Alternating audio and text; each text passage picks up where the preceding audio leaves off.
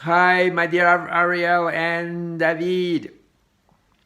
So this week's Midrash is something that I, frankly, was reluctant to send to you because it deals with something that perhaps you won't like or agree with. The Midrash asks a question which sounds very fanciful, but it's actually very emotional for parents.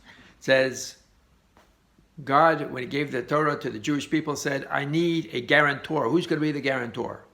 The first suggestion is, our forefathers, Avram, Yitzchak, and Yaakov, but that's rejected because each of them had tiny flaws in judgment. Certainly nothing compared to our flaws, but enough that was rejected. The second suggestion was the prophets. After all, the prophets didn't just speak to their generation, they speak to us. That was also rejected because there were many false prophets. The third suggestion was your children. When God said, oh, you're willing to make your children into the guarantor, I accept it. Here's the Torah. Of course, what does that mean? Perhaps it means that, if you give a Jewish education to your children, if parents care enough, then the Torah can continue. There is a commentary called Anaf Yosef or Eitz Yosef. The same person wrote two commentaries on Midrash, and he actually takes those three answers and reinterprets them, reimagines them. The first one he says, which was the forefathers, he says, no, that's really talking about biology, DNA, right?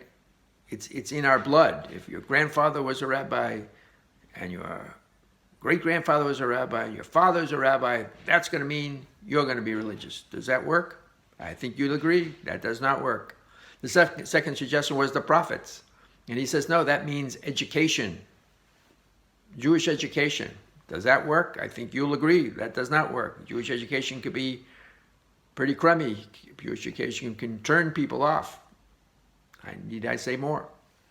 The third suggestion, he says, is your children. And he says something very beautiful. He says, it is the hope and dream of every parent that because they want their kids to go through life with values, good values, Jewish values, to know what's right and wrong, that's why that drive in itself will keep Judaism going. Now, of course, that's only among people who have, have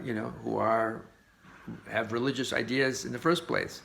But, there's a famous joke about the two grandmothers sitting in Miami Beach, and one says, my son is so rich he flies his own plane. The second one says, my son is so rich he spends $650 an hour talking to a psychiatrist about me. So this is not Jewish values. Those people are not going to be the ones that are going to keep the Torah alive, because what they define as a wonderful success and outcome for their children, that they're rich, that's not going to keep the Torah alive. It's the parents who know that having imbued values in their children, that's going to keep the Torah alive. And that is, in fact, what this beautiful commentary says is why God accepted the suggestion that our children be the guarantors. Have a great Shabbos.